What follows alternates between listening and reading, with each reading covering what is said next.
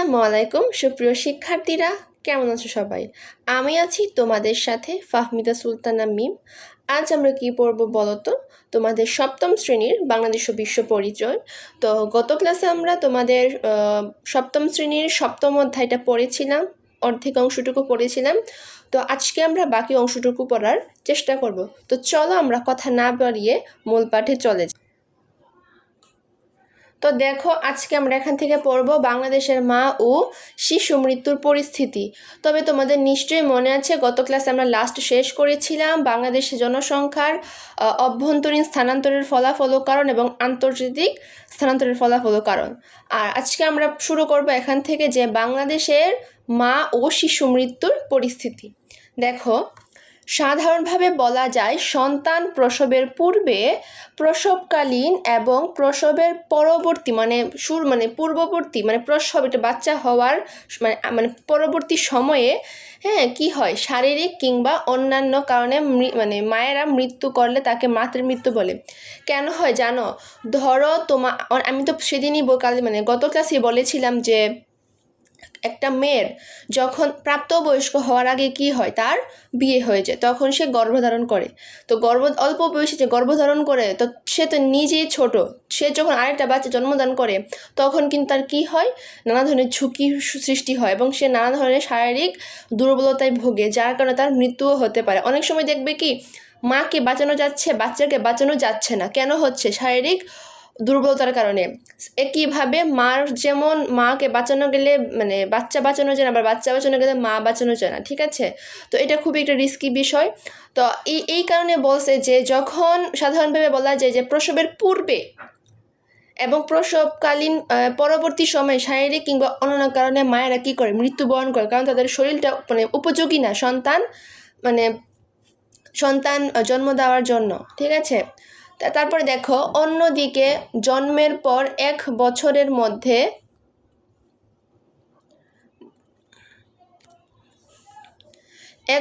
মধ্যে কি হয়, শিশু মৃত্যু হয়, তাকে শিশু মৃত্যু বলে। ধরো অন্যদিকে যে জন্মের 1 বছরের মধ্যে যদি একটা ছেলে শিশু জন্মগ্রহণ করেছে, এখন 1 বছরের মধ্যে যদি একটা শিশু মৃত্যুবরণ করে, সেটাকে আমরা কি বলবো? শিশু মৃত্যু বলবো। তো শিশু মৃত্যু হচ্ছে প্রতি বছরে জীবিত জন্মগ্রহণকারী প্রতি হাজারে শিশু মৃত্যুর সংখ্যা। এটা কিন্তু আসতে পারে, যদি তোমাদের প্রশ্ন আসে যে শিশু মৃত্যুর হার কি, এটা কিন্তু আসবে, এটা জ্ঞানমূলকে মাস্ট বি আসবে। তোমরা কি লিখবে যে প্রতি বছরে জীবিত জন্মগ্রহণকারী প্রতি হাজারে শিশু মৃত্যুর সংখ্যা, অর্থাৎ শিশু মৃত্যু হার নির্ভর করে কতজন জন্মগ্রহণ করেছে তার উপর কতজন মৃত্যুবরণ করেছে প্রতি হাজারে, ঠিক আছে? তো দেখো, বাংলাদেশের মাতৃমৃত্যুর পরিস্থিতি, অর্থাৎ মায়েদের যারা শিশু জন্মদান করে, ঠিক আছে? তো দেখো, বাংলাদেশে 1980 সালে মাতৃমৃত্যুর সংখ্যা ছিল প্রতি লক্ষে 650 জন। এমসিকিউর জন্য গুরুত্বপূর্ণ, দাগাও। বাংলাদেশে 1980 সালে মাতৃমৃত্যুর সংখ্যা ছিল কত? প্রতি লক্ষে 650 জন। 1990 সালে এই সংখ্যা 574 জন, 2001 সালে 332, 2010 সালে মাতৃমৃত্যুর সংখ্যা হচ্ছে 194 জন। অর্থাৎ আস্তে আস্তে কি হয়েছে, মাতৃমৃত্যুর সংখ্যাটা একটু স্বাভাবিক পর্যায়ে এসেছে, একটু কমে এসেছে আর কি, ঠিক আছে? তো বিশ্বব্যাংক প্রদত্ত তথ্য অনুযায়ী 2016 সালে মাতৃমৃত্যুর সংখ্যা ছিল 176 জন। তো প্রতি লক্ষে, আমি যে বলছি না এগুলো কিন্তু প্রতি লক্ষে, কিন্তু মাতৃমৃত্যু যে সংখ্যাটা এটা প্রতি লক্ষে। 2022 সালে আদমশুমারি অনুযায়ী এটি প্রতি লক্ষে 156 জন। অর্থাৎ প্রতিনিয়ত পূর্ব থেকে এই পর্যন্ত প্রতিনিয়ত কি হচ্ছে, মাতৃমৃত্যুর হারটা বা মাতৃমৃত্যুর পরিস্থিতিটা কমে আসছে, কারণ তারা সচেতন হচ্ছে এবং মাতৃমৃত্যুর সম্পর্কে তারা বিভিন্ন জ্ঞান অর্জন করছে, যার ফলে তারা এই মৃত্যুটা সম্পর্কে কিছুটা হলেও কি করছে, কমাতে সক্ষম হয়েছে। তো তোমরা এই সালগুলো মনে রাখবে, কারণ এগুলো এমসিকিউতে খুবই গুরুত্বপূর্ণ এবং আসতে পারে। দেখো এখন বলছে যে এখন আমরা পড়েছি পরিস্থিতিটা কেমন ছিল, মানে মানে বছরে বছরে এটার পরিস্থিতিটা কেমন হয়েছিল, কেমন পরিবর্তন হয়েছিল। ঠিক আছে, তো এখন আমরা পড়বো এটার কারণটা কি, মাতৃমৃত্যু যে মৃত্যুবরণ করছে বা যা মায়েরা যে সন্তান প্রসবের সময় মৃত্যুবরণ করছে তার কারণটা কি, তো সেটাই আমরা এখন জানবো। তো চলো দেখি। মাতৃমৃত্যুর কারণ। আমাদের দেশে বাল্যবিবাহের কারণে মেয়েরা অল্প বয়সে গর্ভধারণ করে, এই যে শুরুতে বলে এসেছি যে কেন মৃত্যুবরণ করে, অল্প বয়সে গর্ভধারণ করার ফলে কি হয়, বাল্যবিবাহের কারণে। কারণ বাংলাদেশের নিয়ম অনুযায়ী কিন্তু মেয়েদের বিয়ের বয়স 18 বছর, মানে বাংলাদেশের আইন অনুযায়ী, এবং ছেলেদের 21 বছর। তো সে তো প্রাপ্তবয়স্ক হওয়ার আগেই তার বিয়ে হয়ে যায়, তো তার শরীরটা তো তখন মানে উপযুক্ত নয় সন্তান জন্মদানের জন্য। তো এর আগে যখন সন্তান ধারণ করে বা গর্ভধারণ অল্প বয়সে, তখন কি হয়, মাতৃমৃত্যুর সংখ্যা বেড়ে যায়। তো দেখো, গর্ভকালে অবহেলা, অজ্ঞতা, ধর্মীয় গোঁড়ামি প্রভৃতি কারণে, কারণ গর্ভকালে কিছু কিছু মানে এগুলো আগে ছিল বাট এখন অনেক কমে এসেছে। দেখবে যে কিছু কিছু ক্ষেত্রে কি যৌতুকের জন্য মারধর করতো, হ্যাঁ। তারপর সন্তান যদি জন্মদিন দেরি হতো, তখন তাদেরকে নানা ধরনের ধর্মীয় গোঁড়ামি, মানে বলতো তোমার দোষ। বিশেষ করে মেয়েদের ক্ষেত্রে এই প্রভাবটা ছিল আর কি, যে বলতো যে জন্মদান করতে সমস্যা হলে বলতো যে মেয়েদের দোষ, এই সে নানা ধরনের কথাবার্তা বলতো। তো এগুলো থেকে শুরু হয়েছে ধর্মীয় গোঁড়ামি, তাদেরকে ধর্মীয়টা বিশ্বাস থেকে, কিন্তু এগুলো কিন্তু কিছুই না। ঠিক আছে, তো এগুলো আর কি, যে গর্ভকালে যখন একটা মেয়ে অল্প বয়সে জন্মগ্রহণ করে, যখন সে বাবা নানাভাবে মানসিকভাবে ক্ষতিগ্রস্ত হয়, কারণ সে মানে প্রস্তুত না গর্ভধারণ করার জন্য, কিন্তু অল্প বয়সে তাকে গর্ভধারণ করতে হয়। কারণ বিয়ের পরে যদি আগের যুগে বেশি ছিল আর কি, ধরো যদি জন্মধারণ করতে দেরি হতো বা কোনো সমস্যা হতো, বলতো যে মেয়েদেরকে দোষারোপ করা হতো, তো বা ধর্মীয় গোঁড়ামি হিসেবে। তো সেই দিক থেকে বলছে আর কি, গর্ভকালে কি হতো, অবহেলা, অজ্ঞতা, হ্যাঁ, তারপর হচ্ছে ধর্মীয় গোঁড়ামি প্রবৃত্তির কারণে মায়েরা প্রয়োজনীয় পুষ্টি পেত না, তাদেরকে অবহেলা করা হতো। কারণ যখন একটা মেয়ে গর্ভধারণ করে, তাদেরকে কিন্তু আলাদা একটা টেক কেয়ার করতে হয়, কারণ তখন কিন্তু মেয়েদের শরীর অনেক দুর্বল থাকে। তো সেই হিসাবে তারা এটা পেত না। তো নানা কারণে তারা কি হতো, অবহেলার শিকার হতো। ঠিক আছে, ফলে তারা মাতৃকালীন নানা জটিলতায় ভোগে, তারপর মৃত্যুবরণ করে। কারণ সে তো ভিতর থেকে পুষ্টি পাচ্ছে না, তো সে জন্মধারণ করবে কিভাবে, কারণ তার জন্য শক্তি দরকার। একটা মা যখন সন্তান ধারণ করে, তার কিন্তু এই কষ্টটা আসলে মায়েরা ছাড়া কেউ বুঝবে না, যতক্ষণ না তুমি ওই পর্যায়ে যাবে। তো সেটাই আর কি, যে সে যদি পুষ্টি না পায়, সে তার সন্তানকে কীভাবে জন্মদান করাবে, এবং সন্তান কিভাবে একটা সুস্থভাবে তার পৃথিবীতে আসবে। তো সেই তখন কি হয়, না ধরনের জটিলতা দেখা দেয়। তারপর অনেক সময় মা বা মেয়ে বাচ্চা কি হয়, মৃত্যুবরণ করে। ঠিক আছে, তাছাড়া মাতৃমৃত্যুর আরও অনেক কারণ আছে, যেমন নিম্ন জীবন ব্যবস্থা, জীবনযাত্রা, বিশুদ্ধ পানির অভাব, দুর্বল স্যানিটেশন ব্যবস্থা, নারী শিক্ষার অভাব, চিকিৎসার অভাব, ঝুঁকিপূর্ণ গর্ভপাত প্রসবকালে উচ্চ রক্তচাপ, এক্লেম্পসিয়া প্রভৃতি। তো এগুলোর কারণে কি হয়, নানা ধরনের জটিলতা সৃষ্টি হয়। তো আশা করি তোমার মাতৃমৃত্যুর কারণটা বুঝতে পেরেছো। যে লাস্টে যে উদাহরণ যেমন দিয়ে যে বিষয়গুলো লিখেছে, তো তোমরা এগুলো দেখবে। তো এগুলো কিন্তু এমসিকিউতে আসতে পারে। তো আমরা এখন পড়েছি কারণ, না কি কি কারণে হয়। আমরা কি পড়েছি, যে অবহেলার কারণে, সঠিকভাবে যত্ন না দেওয়ার কারণে কি হয়, মাতৃমৃত্যুর হতে পারে। ঠিক আছে, অবহেলা। তারপর হচ্ছে কি করে, যে বিশুদ্ধ পানির অভাব, তখন কিন্তু নানা ধরনের বিশুদ্ধ পানি এবং ভালো ভেজালমুক্ত খাবার দাবার খেতে হয় পুষ্টির জন্য। তারপরে শিক্ষার অভাব, কারণ যেই পরিবারে তুমি যাবে, সেখানে যদি তোমার নিজের পরিবার হোক বা তুমি যার তোমার স্বামীর করে যাও না কেন, তো তার পরিবারই হোক, যদি তোমার সঠিক শিক্ষা না থাকে, তাহলে তোমরা বুঝবে না যে তোমার জন্য কি পরিমাণ যত্ন দরকার, এবং তখন মেয়েদের কি করা উচিত। তারপরে চিকিৎসার অভাব, কারণ আগের যুগে মানুষ কিন্তু বেশি একটা চিকিৎসা বিশেষ করতো না, যে হইলেও না হইলে না, এরকম অবস্থা ছিল আর কি। তো এরকম আর কি। তো এই বিষয়ে তোমরা যদি ভালোভাবে পড়ার চেষ্টা করবে, এবং এগুলো হচ্ছে কারণ। তো এগুলো এমসিকিউর জন্য খুবই গুরুত্বপূর্ণ। এগুলো হচ্ছে কারণ মাতৃমৃত্যুর। এখন আমরা পড়বো হচ্ছে মাতৃমৃত্যুর প্রভাব। বাংলাদেশে মাতৃমৃত্যুর কারণে শিশু প্রয়োজনীয় পুষ্টি থেকে বঞ্চিত হয়। কেন বঞ্চিত হয়, কারণ একটা শিশুকে যখন গর্ভধারণ করা হয়, তখন সে তো ভিতর থেকে পুষ্টি পায় না, কারণ মা খায় না। তো মা কেউভাবে টেক কেয়ার করা হয় না। তো একটা শিশু কীভাবে কিভাবে সে প্রয়োজনীয় পুষ্টি পাবে, তো সেখান থেকে সে কী হয়, বঞ্চিত হয়। ফলে শিশু রোগ প্রতিরোধ ক্ষমতা হারিয়ে ফেলে, নানা ধরনের জটিলতায় পড়ে। কারণ তখন কিন্তু এই যে ছোটো বাচ্চাকে কিন্তু যখন একটা মা গর্ভধারণ করায়, তখন কিন্তু তার একটা এক্সট্রা মানে টেক কেয়ার করতে হয়। হ্যাঁ, তো তখন যদি সেটা না করা হয়, তখন তারা নানা ধরনের জটিলতায় ভোগে। এমনিতেই দেখবে বাচ্চা কাছে জন্ম দেওয়া খুবই কষ্টদায়ক আছে, মানে বাচ্চা হওয়াটাও অনেক কষ্ট, কারণ বাচ্চাদের সমস্যা শেষ নাই, এই সমস্যা এটা নানা ধরনের সমস্যা দেখা দেয়। তো ওই হিসাব করলে কিন্তু আলাদা অনেক যত্ন নিতে হয়। তো এই আর কি। তো দেখো, অনেক ক্ষেত্রে শিশু মৃত্যুবরণ করে।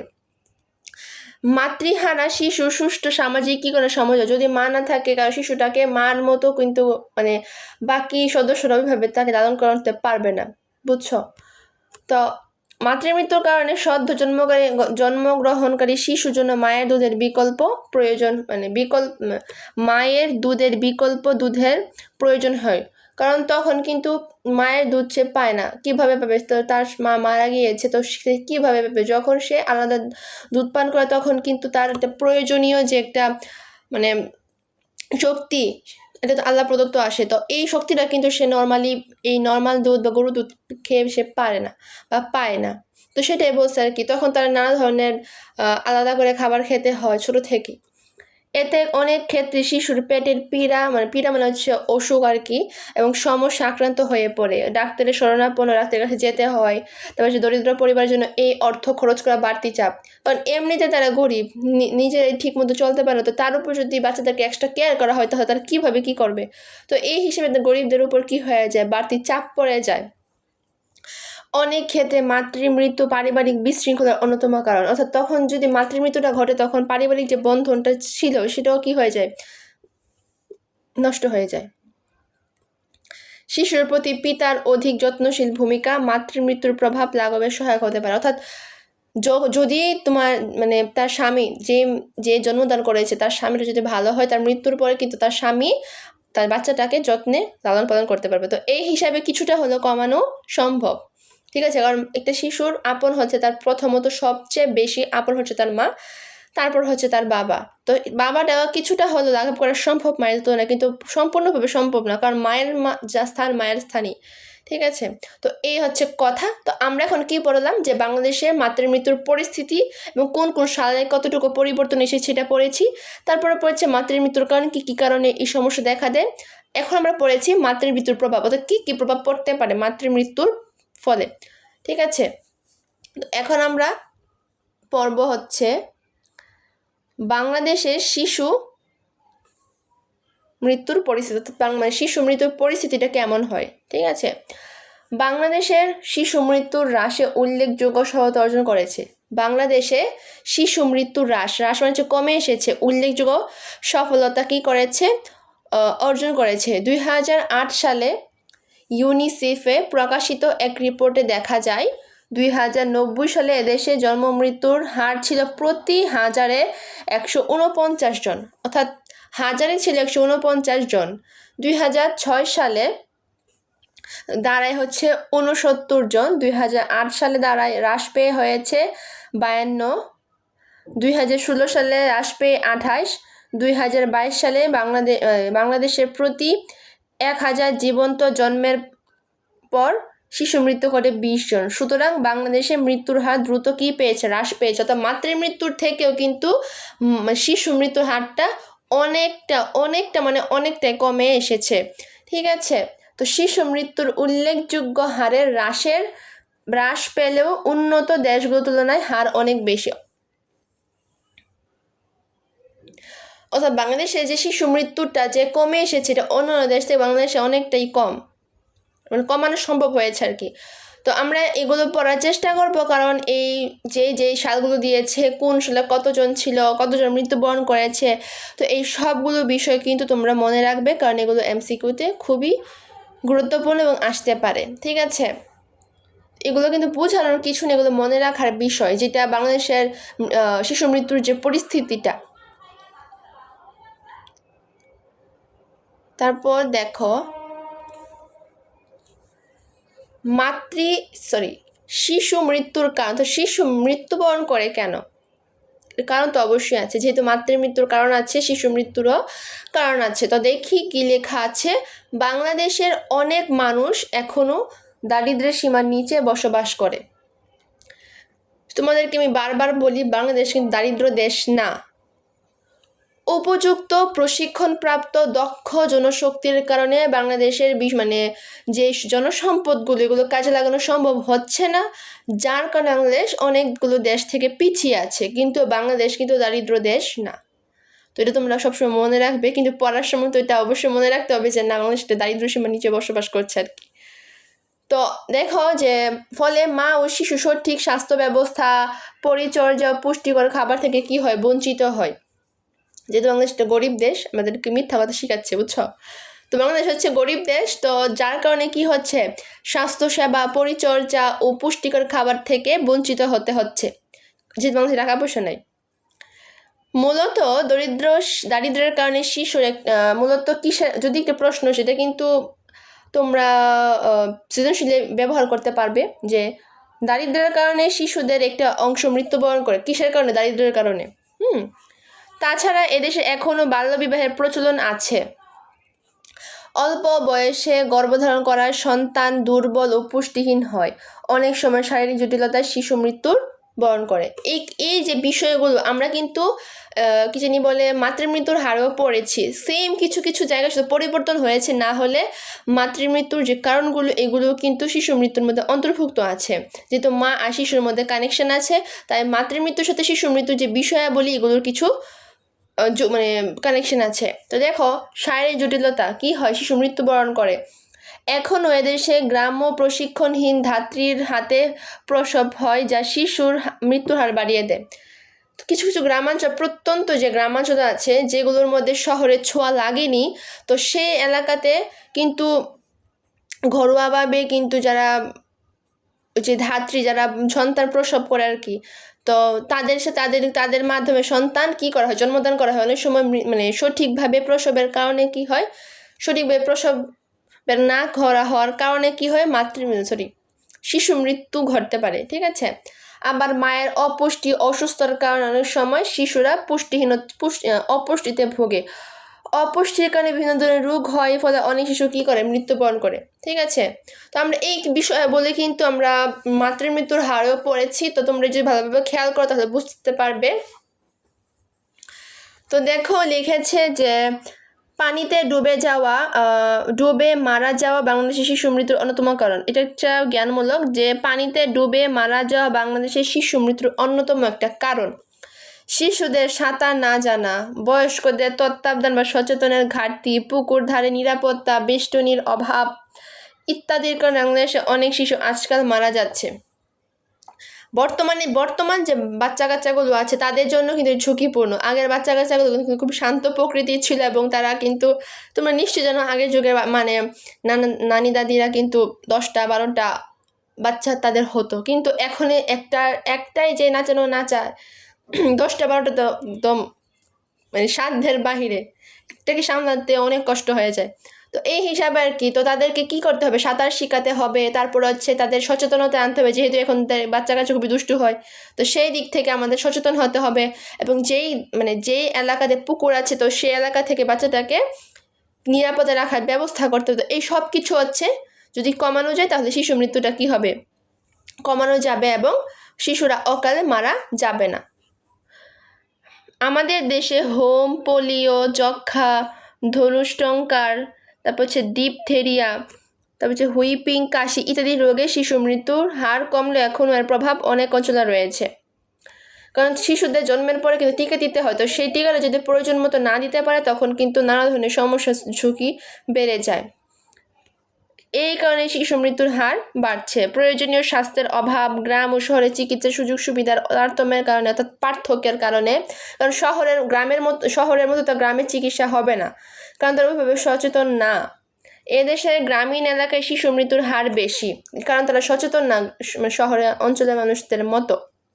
কারণ তাদের শিক্ষা অবশ্যই বাংলাদেশের অবশ্যই কিন্তু শহরের কিছুটা ছোঁয়া গ্রামে পড়েছে, কিন্তু ওইভাবে পড়েনি যেভাবে পড়লে একটা মানুষ সচেতনতায় ভুগবে। তাছাড়া অশিক্ষা, অজ্ঞতা, কুসংস্কার, অবহেলার কারণে শিশু মৃত্যু ঘটে। এদেশে ঘন ঘন প্রাকৃতিক দুর্যোগের কারণে কি হয়? শিশু মৃত্যু ঘটে। 1991 সালের 29 এপ্রিল ঘূর্ণিঝড়ে প্রায় 1,38,000 মানুষ মারা গিয়েছিল, যাতে শতাংশ ছিল 50% শিশু। এটা মনে রাখবে, এই প্রশ্ন আসতে পারে যে 1991 সালের 29 এপ্রিল ঘূর্ণিঝড় ও জলোচ্ছ্বাসের প্রায় 1,38,000 মানুষ মারা গিয়েছিল, যার শতকরা ছিল কি 50% শিশু। ঠিক আছে, তো এগুলো হচ্ছে শিশু মৃত্যুর কারণ। তো অনেকগুলো কারণ আমরা পড়েছি, এগুলো তোমরা পয়েন্ট আকারে মনে রাখার চেষ্টা করবে। তোমরা গদবাঁধা লিখবে না, আমি তোমাদেরকে প্রত্যেকটা ভিডিওতে বলি যে তোমরা গদবাঁধা লিখবে না, তোমরা পয়েন্ট আকারে লেখার চেষ্টা করবে।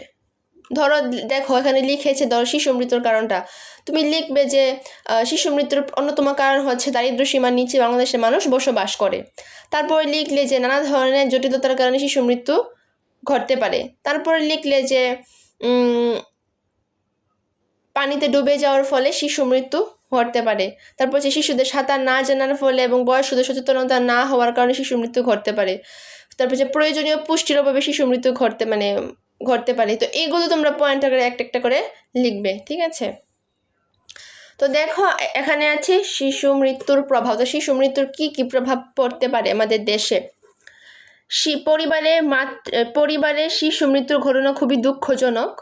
পরিবারে শিশু মৃত্যুর ঘটনার সাথে আমরা কেউ পরিচিত। একটি পরিবার যখন একটি শিশু মারা যায় তখন ওই পরিবারটা অনেকটা অগোছালো হয়ে যায়, কারণ একটা শিশুই কিন্তু একটা পরিবারকে আলোকিত করে রাখতে পারে, কারণ একটা শিশুই কিন্তু একটা ঘরকে কি করে সুন্দর করে রাখে, দুষ্টুমি করে, এগুলো দেখতে কিন্তু ভালোই লাগে। তো এই সব কিছু যখন তারা যখন বাচ্চা যখন মারা যায় তখন সব কিছু তাদেরকে কিন্তু এই বাচ্চাটাকে নিয়ে কিন্তু অনেক আশা ভরসা অনেক কিছু তারা দেখে। হ্যাঁ, তো তখন যখন এটা হারিয়ে যায় তখন তারা কিন্তু নানা ধরনের দুঃখজনক একটা বিষয় হয়ে দাঁড়ায় এবং তাদেরকে পরিবারটা একদম অগোছালো হয়ে যায়। হ্যাঁ, এই পারিবারিক শোক সামলানো অনেক কষ্টকর হয়ে পড়ে। শিশু মৃত্যুর উচ্চ হার দেশের আর্থসামাজিক উন্নয়নে বাধা সৃষ্টি করে, কারণ একটা শিশু যখন শিক্ষিত হবে, দক্ষ হবে, তখন দেশের জন্য কি আশীর্বাদ স্বরূপ, এবং তারাই কিন্তু পরবর্তী সময় দেশের নেতৃত্ব দিবে এবং দেশ পরিচালনা করার সেই জ্ঞানটা দ্বারা অর্জন করতে পারবে।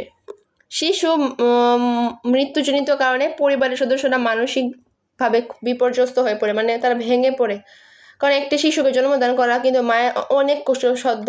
এই কষ্টটা একমাত্র যারা মায়েরাই বুঝবে, কারণ তারাই বুঝে একটা সন্তান জন্ম দেওয়া কত কষ্টকর, এবং সেটা যখন হারিয়ে ফেলে তখন এই কষ্টটা আসলে বোঝানোর মতো না।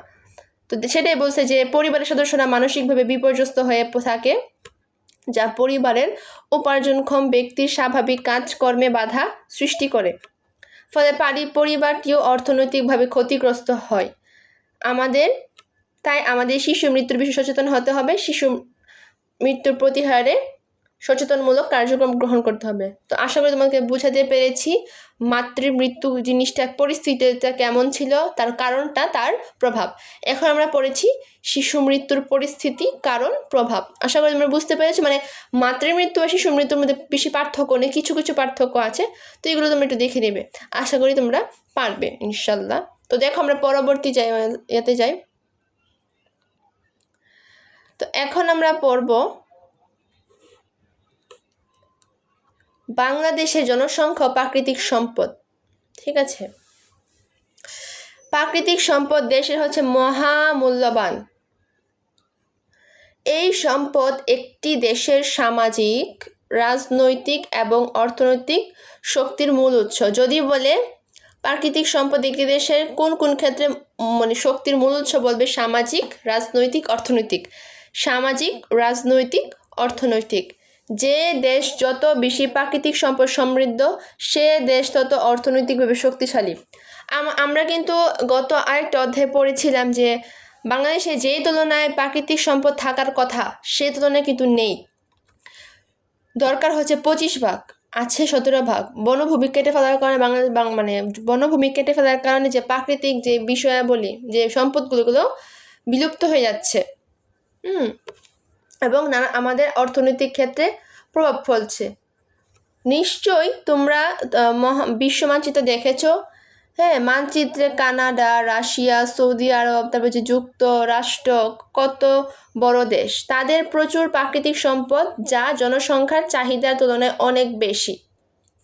কিন্তু বাংলাদেশের প্রাকৃতিক সম্পদের মধ্যে রয়েছে বনভূমি, খনিজ কয়লা, গ্যাস, পাথর, শিলা প্রভৃতি। তো যদি বলে যে বাংলাদেশের প্রাকৃতিক সম্পদগুলোর মধ্যে কি কি রয়েছে, তোমরা মনে রাখবে বনভূমি, খনিজ কয়লা, বনভূমি, খনিজ কয়লা ও গ্যাস, পাথর, শিলা, এগুলো মনে রাখবে। এই সম্পদের উপর বাংলাদেশের জনসংখ্যার চাপ রয়েছে, যেহেতু বনভূমি কেটে মানুষ কি করছে, বা বড় বড় অট্টালিকা বা বড় বড় দালানকোঠা তৈরি করছে, তার ফলে আমাদের প্রাকৃতিক সম্পদ বিলুপ্ত হয়ে যাচ্ছে এবং আমাদের জনজীবনের উপর প্রভাব বিস্তার করছে। তারপর যে পাথর, শিলা, এই প্রভৃতি বিষয়গুলো কিন্তু আমাদের জনসংখ্যার উপর চাপ সৃষ্টি করে, কারণ আমাদের চাহিদার তুলনায় আমাদের এই সম্পদগুলো সীমিত, খুবই কমে গিয়েছে, যার ফলে আমাদের কি হয়, আমাদের জনজীবনের উপর চাপ সৃষ্টি হয় বা চাপ সৃষ্টি করে। আমরা এই পাঠ্যাংশে প্রাকৃতিক সম্পদের উপর জনসংখ্যা চাপের প্রভাব সম্পর্কে কি করব, জানবো যে কি কি কারণে এই সম্পদগুলো এই চাপের সম্মুখীন হচ্ছে। বাংলাদেশের জনসংখ্যা দ্রুত গতিতে বৃদ্ধি পাচ্ছে। বাংলাদেশের কিন্তু আয়তনের তুলনায় কিন্তু জনসংখ্যা অনেক বেশি, যার কারণে বাংলাদেশকে ঘনবসতিপূর্ণ দেশ বা ঘনবসতিপূর্ণ দেশ বলা হয়। এ বিশাল জনগোষ্ঠীর চাহিদা নিবারণ করতে হিমশিম খাচ্ছে আমাদের এই দরিদ্র দেশ, কারণ বাংলাদেশের কিন্তু জনসংখ্যা বেশি এবং সেই তুলনায় প্রাকৃতিক সম্পদ নেই বললে চলে। কারণ বাংলাদেশের জনসংখ্যা বেশি, এটা কোনো মেন কথা না। মেন কথা হচ্ছে সবাই কিন্তু দক্ষ না। তো দক্ষ যদি হতো তাহলে কিন্তু বাংলাদেশটা আরও উন্নতির দিকে অগ্রসর হতো। বাংলাদেশে কিন্তু অশিক্ষিত লোকই বেশি, যার কারণে তারা দক্ষ জনশক্তির অভাবে তারা দেশটাকে উন্নতির দিকে নিতে পারছে না। তো এবং জনসংখ্যা প্রতিনিয়ত বেড়ে চলছে, এবং তারা যদি একটা কথা মনে রাখবে, জনসংখ্যা যেমন দেশের জন্য আশীর্বাদ, তেমনি আবার অভিশাপ, আবার বোঝাও। অশিক্ষিত জনসংখ্যা দেশের কোনো কাজে আসে না। তো সেই দিক থেকে বলতে আর কি, বাংলাদেশের জনসংখ্যা কি হচ্ছে, দ্রুত গতিতে বৃদ্ধি পাচ্ছে। এই বিশাল জনসংখ্যার চাহিদা নিবারণ করতে হিমশিম খাচ্ছে আমাদের দারিদ্র দেশ বাংলাদেশ, ঠিক আছে। তো এই চাহিদা পূরণে ব্যাপক হারে ব্যবহার করা হচ্ছে প্রাকৃতিক সম্পদ, কিন্তু সে তুলনায় প্রাকৃতিক সম্পদ নেই বললেই চলে। এই কারণে প্রাকৃতিক সম্পদের উপর জনসংখ্যার চাপ বেড়ে যাচ্ছে। আশা করি তোমরা কেন বেড়ে যাচ্ছে বিষয়গুলো বুঝতে পেরেছো। প্রথমে পড়েছি কি, যে বাংলাদেশে জনসংখ্যা দ্রুত হারে বৃদ্ধি পাচ্ছে, যার ফলে এই বিশাল জনসংখ্যার কারণে তাদের চাহিদা পূরণ করা সম্ভব হচ্ছে না। কারণ এই চাহিদা সম্ভব করার জন্য দরকার হচ্ছে প্রাকৃতিক সম্পদ, এবং যেই প্রাকৃতিক সম্পদটা প্রয়োজন সেই পরিমাণটা সময় নেই, যার ফলে কি হয়, প্রাকৃতিক সম্পদের উপর জনসংখ্যার চাপ বেড়ে যাচ্ছে। আশা করি বুঝাতে পেরেছি। দেখো, বনজ সম্পদের উপর চাপ, বাংলাদেশের বিশাল জনগোষ্ঠীর অবসান সংকট, মারাত্মক আবাসন বসবাসের স্থান, যেটা সংকট হচ্ছে জায়গার খুবই কম আর কি, মারাত্মক আকার ধারণ করেছে। এই সমস্যা নিঃসরণের জন্য ঘরবাড়ি নির্মাণ অন্যান্য কাজে ব্যাপক হারে কাঠ ও কাঠজাত দ্রব্য ব্যবহার হওয়ায় বনজ সম্পদের উপর চাপ সৃষ্টি করছে। এই যে বললাম যে মানুষ কিন্তু অবাধে গাছপালা কেটে ফেলছে এবং বসবাসের উপযোগী করে তুলছে, কারণ বাংলাদেশে কিন্তু আয়তনের তুলনায় বসবাসের স্থান কিন্তু খুবই কম, যার কারণে তারা প্রাকৃতিক সম্পদগুলো বা প্রাকৃতিক যে বনজগুলো তারা কেটে ফেলছে এবং বসবাসের স্থান তৈরি করছে। তো এটা যে কত বড় একটা চাপ সৃষ্টি করবে আমাদের জনজীবনের উপর, এটা ভাবারও বাহিরে। তো সেই দিক থেকে আমাদের সম্পদের উপর কি হচ্ছে, চাপ সৃষ্টি হচ্ছে বা চাপ বৃদ্ধি পাচ্ছে, ফলে বন ধ্বংস হচ্ছে। এতে প্রকৃতি তার ভারসাম্য হারিয়ে ফেলছে, কারণ প্রকৃতি কিন্তু প্রাকৃতিক সম্পদের উপর নির্ভর করে। কারণ প্রাকৃতিক সম্পদ যদি বা গাছপালা যদি ঠিকঠাকভাবে থাকে, তাহলে কিন্তু প্রাকৃতিক দুর্যোগ আমরা অনেকটাই রক্ষা পেতে পারি, ঠিক আছে। কারণ যদি নাই থাকে তাহলে প্রাকৃতিক দুর্যোগটা কী হবে, আমাদের উপর চাপ সৃষ্টি করবে, ঠিক আছে। তো বর্তমানে গ্রাম শহরে চলছে ঘর বাড়ি, রাস্তাঘাট সহ বিভিন্ন অবকাঠামো নির্মাণ কার্যক্রম। বিশেষ করে শহরাঞ্চলে কিন্তু দেখবে যে বড় বড় অট্টালিকা, বড় বড় দালান কোঠা, তো এগুলো কীভাবে হচ্ছে, গাছপালা কাটার কারণে হচ্ছে। তাদের আরামায়েশের জন্য তারা কি করছে, পরিবেশটা ধ্বংস করছে। এতে প্রচুর পরিমাণে ইট, কাঠ, পাথর, লৌহজাত দ্রব্যের প্রয়োজন হয়, ফলে নির্ভর করতে হয় প্রাকৃতিক সম্পদের উপর। তাই প্রাকৃতিক সম্পদের উপর জনসংখ্যা চাপ কি হচ্ছে, বৃদ্ধি পাচ্ছে। এটা হচ্ছে বনজ সম্পদের উপর চাপ সৃষ্টি করা, ঠিক আছে। এখন আছে দেখো কৃষি জমির উপর চাপ। জনসংখ্যা বৃদ্ধির কারণে বাংলাদেশের কৃষি জমির উপর মারাত্মক কি হচ্ছে, চাপ সৃষ্টি হচ্ছে। বিশেষ করে আধুনিক জনসংখ্যার কারণে চাষযোগ্য জমি ঘরবাড়ি নির্মাণের কাজে ব্যবহৃত হচ্ছে। পাশাপাশি ব্যবসা বাণিজ্য প্রসার, শিল্পায়ন ও নগরায়নে প্রাকৃতিক কৃষি জমি হ্রাস পাচ্ছে। কারণ হ্রাস তো পাবেই, যেই পরিমাণ উৎপাদন করার জন্য জমি দরকার সেই পরিমাণ জমি তারা কি করছে, ব্যবসা বাণিজ্যের জন্য, তারপরে তাদের ঘর নির্মাণের জন্য এগুলোকে কি করছে, তারা বসবাসের উপযোগী করে তুলছে। তো তারা যদি বসবাসের উপযোগী করে তুলে আমাদের খাদ্যের সংকট তো এখান থেকে শুরু হয়ে যাবে। আমাদের খাদ্যের সংকট যদি শুরু হয়ে যায় তখন আমরা এই বড় বড় জায়গা বসবাস করে কি করব, পেটে খাবার নেই, তো আমরা আরামায়েশ করব কিভাবে? তো সেই দিক থেকে কিন্তু কৃষি জমির উপর চাপ সৃষ্টি করছে। ঠিক আছে, দেখো তারপর আছে গ্যাস ও জ্বালানি তেলের উপর প্রভাব। বাংলাদেশে বিপুল জনসংখ্যার চাহিদার পূরণের জন্য উৎপাদন করা হচ্ছে প্রয়োজনীয় পণ্য সামগ্রী। কাঁচামাল ও জ্বালানি হিসেবে ব্যবহৃত হচ্ছে কাঠ, প্রাকৃতিক গ্যাস, জ্বালানি তেল প্রভৃতি। কি কি? কাঠ, প্রাকৃতিক গ্যাস, তারপরে হচ্ছে জ্বালানি তেল প্রভৃতি। ফলে প্রাকৃতিক সম্পদ নিঃশেষ হয়ে যাচ্ছে, তো প্রাকৃতিক সম্পদ শেষ হয়ে যাচ্ছে। এই দেশে বিদ্যুৎ ঘাটতি দীর্ঘকালীন সমস্যা। বিদ্যুৎ ঘাটতি, বাংলাদেশে কিন্তু বিদ্যুৎ অবশ্যই আছে, কিন্তু অবাধে যদি তুমি বিদ্যুৎ নষ্ট করে ফেলো প্রয়োজনীয় ছাড়া, তখন তো তোমাদের বিদ্যুৎ এমনি ঘাটতি দেখা দিবে। দেখোনি কিছুদিন আগে যে বিদ্যুতের কি একটা সংকট দেখা দিয়েছিল, মানে বিদ্যুৎ থাকে না বললেই চলে, কি একটা সমস্যা যে সৃষ্টি হয়েছিল। কিন্তু এখন তো কিছুটা হলে কমানো গিয়েছে। কারণ কথা হচ্ছে কি জানো, যে তুমি যদি প্রয়োজনের অতিরিক্ত ব্যবহার করো এবং অপ্রয়োজনীয় ভাবে অপচয় করো তখন কিন্তু বিদ্যুতের ঘাটতি দেখা দিবেই। তো সেটাকে আমরা অবশ্যই সচেতনতার মাধ্যমে কি করব, ব্যবহার করব। দেখো বিদ্যুৎ শক্তি উৎপাদনের প্রয়োজন হয় প্রাকৃতিক গ্যাস ও কয়লার। যদি বলে যে বিদ্যুৎ শক্তি উৎপাদনের জন্য কি প্রয়োজন হয়, বলবে প্রাকৃতিক গ্যাস ও কয়লার। ফলে প্রাকৃতিক সম্পদ নিঃশেষ হয়ে যাচ্ছে। এই দেশে এখন ইউরিয়া সার উৎপাদন হচ্ছে। কি সার উৎপাদন হচ্ছে? ইউরিয়া সার। এই সার উৎপাদনে প্রায় 60% অধিক প্রাকৃতিক সম্পদ গ্যাস ব্যবহৃত হচ্ছে। কয় ভাগ? এটা কিন্তু জ্ঞানমূলক এমসিকিউ আসতে পারে যে কয় ভাগ। সার উৎপাদনে প্রায় 60% অধিক প্রাকৃতিক গ্যাস কি হচ্ছে, ব্যবহৃত হচ্ছে। সিএনজি চালিত, সিএনজি তো অবশ্যই তোমরা চিনো, গাড়ি।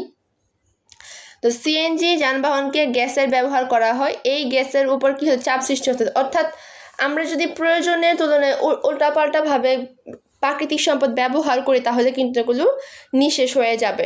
ঠিক আছে, তো তোমরা নিশ্চয়ই বুঝতে পেরেছো যে গ্যাস ও জ্বালানি তেলের উপর কিরূপ চাপ সৃষ্টি করতে পারে।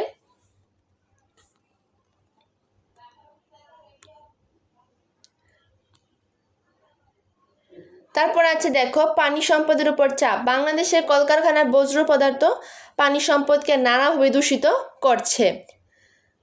কারণ কলকারখানার যে বিষাক্ত যে ধোঁয়াগুলো, তারপরে যে ময়লা আবর্জনা সেগুলো কি হচ্ছে, পানিতে পড়ে যাচ্ছে। পানিতে পড়ে যাওয়ার ফলে কি হচ্ছে, পানি দূষণ হচ্ছে এবং নানা ধরনের ক্ষতিকর প্রভাব আমাদের জনজীবনের উপর পড়ছে। এতে সুস্বাদু পানির অভাব, বিশুদ্ধ পানি আর কি, পানিতে বসবাসকারী মৎস্য সম্পদ ধ্বংস হচ্ছে। যখন এই বিষাক্তগুলো মাছের পেটে যায় তখন কি হয়, মাছগুলো মারা যায়। তাছাড়া এই নদী দিয়ে প্রবাহিত হয়ে সাগরে আছে, এই নদীর পানি, তাছাড়া এই পানি কি হয়, নদী দিয়ে প্রবাহিত হয়ে কোথায় যায়, সাগরে যায়। এই জন্য সাগরের পানি দূষিত হচ্ছে। এতে নানা ধরনের প্রাকৃতিক দুর্যোগ দেখা দিচ্ছে। অর্থাৎ সমস্যাটা একটা না, সমস্যা একটা থেকে হাজারটা সমস্যার সৃষ্টি হয়। তো আমরা যদি শুরু থেকে সচেতন হই তাহলে এতগুলো সমস্যার সম্মুখীন আমাদের হতে হবে না। আশা করি বুঝতে পেরেছ। তো দেখো আমরা এখন পড়ব হচ্ছে পার্ট 6, বাংলাদেশে জনসংখ্যা বৃদ্ধির কারণ, প্রভাব ও পদক্ষেপ। অর্থাৎ আমরা কিভাবে জনসংখ্যা বৃদ্ধির কারণটা জানতে পারবো, কেন বৃদ্ধি পাচ্ছে এবং এটার প্রভাবটা কি, এবং আমরা সমাধান করতে পারবো কিভাবে একটা ভারসাম্য, একটা ব্যালেন্সের মধ্যে আমরা নিয়ে আসতে পারি, সেই বিষয়গুলো আমরা জানবো। তো দেখো বাংলাদেশ হচ্ছে একটি জনবহুল দেশ। পৃথিবীর এই ছোট দেশটিতে জনসংখ্যা ক্রমান্বয়ে বেড়ে চলছে। শুরুতে বলেছি বাংলাদেশের আয়তন কিন্তু খুবই কম, সে তুলনায় জনসংখ্যা হচ্ছে অধিক এবং প্রতিনিয়ত বেড়েই চলছে। এদেশে 1974 জনসংখ্যা ছিল 7.64 কোটি 1991 সালে ছিল 11.15 কোটি, 2001 সালে ছিল 12,93,00,000, 2007 সালে দাঁড়ায় 14,06,00,000, 2011 সালে দাঁড়ায় 14,97,72,364 জন, 2022 সালে 16,98,98,28,911 জন, 2001 সালে। অর্থাৎ দেখছো মানে প্রতিনিয়ত বেড়েই চলছে। এরকম কথা মানে এত পরিমাণ বেড়ে চলছে জনসংখ্যা, নিয়ন্ত্রণ করা তো খুবই কষ্টদায়ক হয়ে যাচ্ছে। তো এগুলো মনে রাখার চেষ্টা করবে, মানে 22 সাল, তারপর 22 সাল থেকে এগুলো 22 সালটা চেষ্টা করবে, 22 সালটা মনে রাখবে, যেহেতু এটা বর্তমানের বিষয়ে বলি, তো 22 সালটা মনে রাখবে এটার কতজন মানে বৃদ্ধি পেয়েছিল। তো 2001 সালে প্রতি বর্গ কিলোমিটার, কখন 2001 সালে প্রতি বর্গ কিলোমিটার জনসংখ্যা ঘনত্ব ছিল কত? 834। এটা কিন্তু মোস্ট ইম্পর্টেন্ট একটা প্রশ্ন, যে 2001 সালে প্রতি বর্গ কিলোমিটারে জনসংখ্যা ঘনত্ব ছিল কত? 834 জন। 2005, 9, 10, 11, 2017, 2022 সাল জনসংখ্যার ঘনত্ব বৃদ্ধি পেয়ে যথাক্রমে 904, 953, 990, 100, 1015, 1103, 1119 জন হয়ে দাঁড়ায়। দেখছো অবস্থা, দেখছো মানে প্রতিদিন ধরে বেড়েই চলছে, কমার কোনো নামই নেই, এটা কোনো কথা? যাই হোক, আমার কথা কিছুই জানো, জনসংখ্যা বাড়ুক সমস্যা নেই, কিন্তু তার জন্য তো যে দক্ষ যে বিষয়াবলী এবং প্রশিক্ষণপ্রাপ্ত একটা দেশের জন্য একটা জনসংখ্যা কি পরিমাণ কাজে আসতে পারে, সেগুলো যদি তারা পদক্ষেপগুলো যদি তারা গ্রহণ করে, তাহলে জনসংখ্যা তো কোনো বিষয় না। তো জনসংখ্যা কেন ওটা বোঝা হয়ে দাঁড়ায় জানো? যখন সেটা অশিক্ষিত হয়, মানে অদক্ষ হয়, বুঝে না, জানে না, তখন তারা কি হয়? শিক্ষার অভাবে কিন্তু এটা মূলত হয়। তো তখন এটা দেশের জন্য অভিশাপ হয়ে দাঁড়ায় প্রতিনিয়ত। ঠিক আছে, তো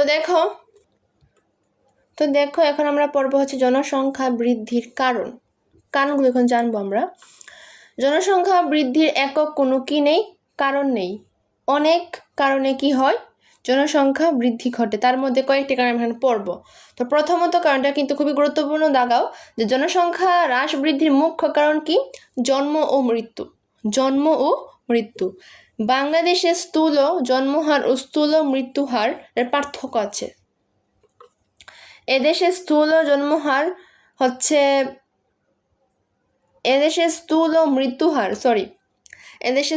মৃত্যুহার হচ্ছে উন্নত চিকিৎসা, সম্প্রসারিত টিকাদান কর্মসূচি প্রবৃত্তির কারণে হ্রাস পেয়েছে। প্রবৃত্তি মানে কি হয়েছে? কমে গিয়েছে। কি?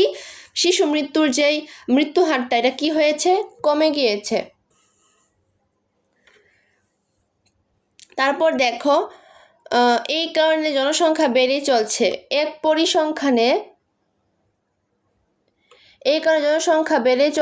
পরিসংখ্যানে জানা যায় এদেশে প্রতি বছর নিচ্ছে 25 লক্ষ এবং মৃত্যুবরণ করছে সকল বয়সের প্রায় 6 লক্ষ লোক। সকল বয়সে মানে হচ্ছে ছোট বড় সকল মানুষ আর কি। প্রতি বছর 19 লক্ষ লোক বৃদ্ধি পাচ্ছে। কত লক্ষ? প্রতি বছর, মানে প্রত্যেকটা বছর, ধরো এটা 26 সাল, 25 সালে যেমন ছিল 26 সালে তেমন প্রতিনিয়ত কি হচ্ছে? প্রতি বছরে কি হচ্ছে? লোক বৃদ্ধি পাচ্ছে। তাই জনসংখ্যা বৃদ্ধির প্রধান কারণ হচ্ছে উচ্চ জন্মহার ও নিম্ন মৃত্যুহার। নিম্ন মৃত্যু মানে মৃত্যুহারটা কমছে, জন্মহারটা কি করছে? বাড়ছে। এদেশে বাল্যবিবাহ, বহুবিবাহ, ধর্মীয় কুসংস্কার, আধুনিক জন্ম নিয়ন্ত্রণ, তারপর হচ্ছে নিয়মিত ব্যবহার না করা প্রবৃত্তি জনসংখ্যা কি হচ্ছে? বৃদ্ধি পাচ্ছে। ধর্মীয় কুসংস্কার, অনেকে কিন্তু ধর্মীয়ভাবে গোড়ামি, একদম যারা ধর্মীয়ভাবে, এটা কিন্তু অন্ধবিশ্বাস, যাকে বলে কুসংস্কার, বিশ্বাস করছে এবং জন্মহারটা তাদের নিয়ন্ত্রণ করতে পারছে না বা নিয়ন্ত্রণ করছে না, যার কারণে কি হচ্ছে? প্রতিনিয়ত জনসংখ্যা কি হচ্ছে? বৃদ্ধি পাচ্ছে। তাছাড়া ছেলে মেয়ে, মায়ের সন্তানদের প্রত্যাশা, দারিদ্র্য, নারী শিক্ষার অভাব, অজ্ঞতা, কুসংস্কারের কারণে জনসংখ্যা কি হচ্ছে? বৃদ্ধি পাচ্ছে।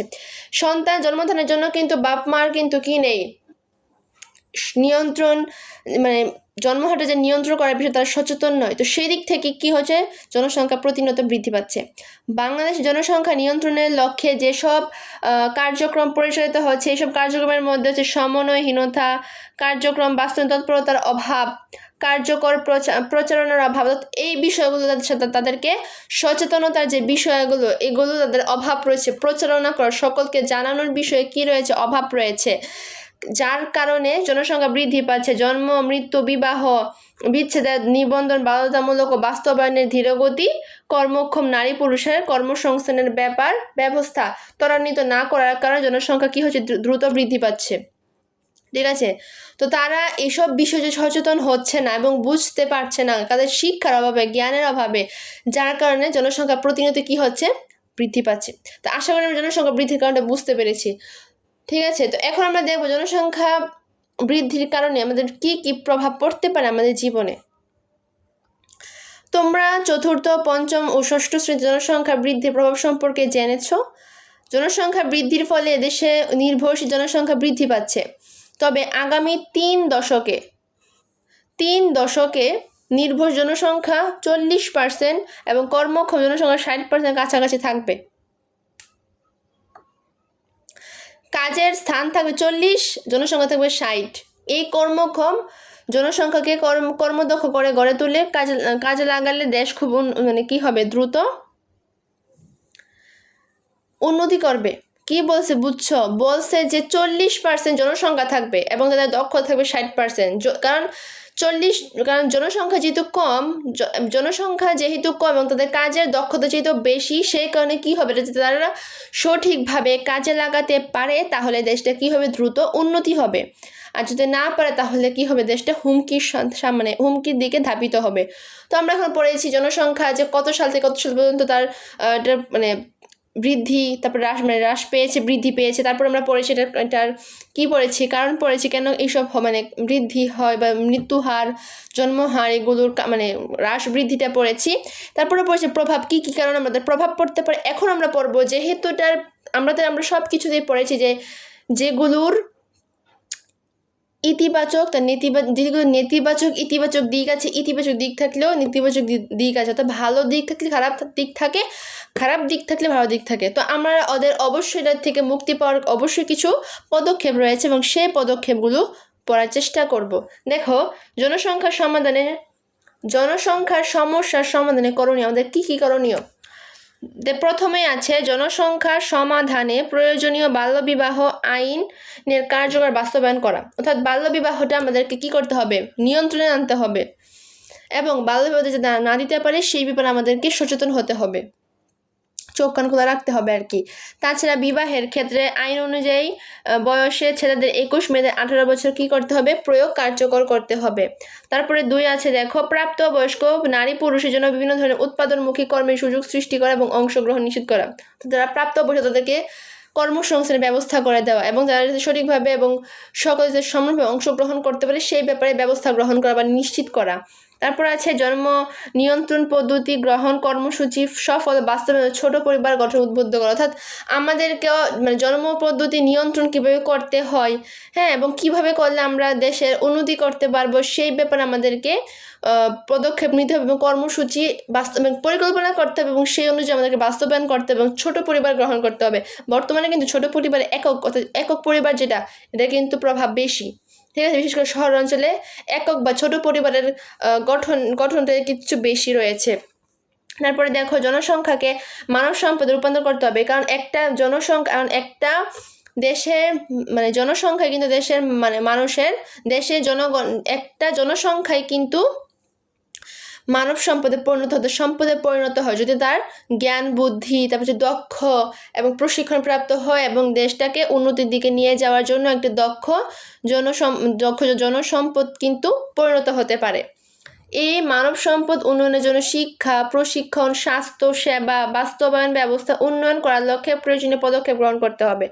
দক্ষ মানব সম্পদ শুধু দেশের জন্য নয় বরং বিদেশে কর্মসংস্থানে বড় ধরনের ভূমিকা পালন করছে। দক্ষ জনসংখ্যা কিন্তু দেশে নয়, তারা বিদেশে, কিন্তু দেশে যেহেতু কর্মসংস্থানের অভাব রয়েছে অনেকেই কিন্তু বিদেশে চলে যায় এবং সেখানে তারা কি করে, কর্মসংস্থানের ব্যবস্থা খুঁজে নেয় এবং তারা কর্মসংস্থানের মাধ্যমে তারা আয় রোজগার করে এবং ওই দেশে কিন্তু মোটামুটি ভালোই উন্নতি হয় এবং আমরা কি করতে পারি বৈদেশিক মুদ্রা আয় করতে পারি। কিন্তু তার আগে সবার আগে দরকার কিন্তু নিজের দেশকে উন্নত করা এবং নিজের দেশে কি কি করলে উন্নতির দিকে অগ্রসর হবে সেই ব্যাপারে সচেতন থাকা। তো আমরা অবশ্যই এই জনসংখ্যার সমস্যা সমাধানে করণীয় যেটা আছে এটা আমরা সৃজনশীল 4 নাম্বারের জন্য অবশ্যই পড়বো, এটা 4 নাম্বারে আসতে পারে এবং জন্ম মৃত্যুর কারণ তারপর সে প্রভাব এগুলো আসতে পারে, প্রভাবটা কিন্তু 4 নাম্বারে আসতে পারে আর কারণ আর যেই পরিস্থিতিটা এটা 3 নাম্বারে আসতে পারে।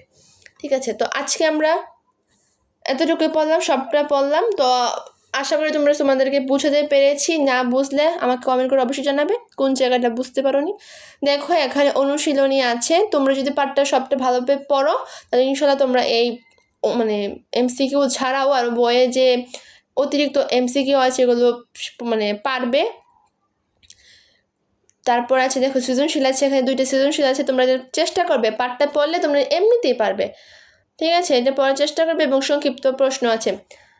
তো আশা করি তোমরা পাঠটা খুবই ভালোভাবে বুঝতে পেরেছো। তো যদি কোনো প্রশ্ন জানার থাকে আমাকে অবশ্যই কমেন্ট করতে ভুলবে না এবং যদি কোন বিষয়ে যদি মনে হয় যে না এটা আরও বিস্তারিত আলোচনা করলে আরও ভালো হবে অবশ্যই কমেন্ট করে জানাবে।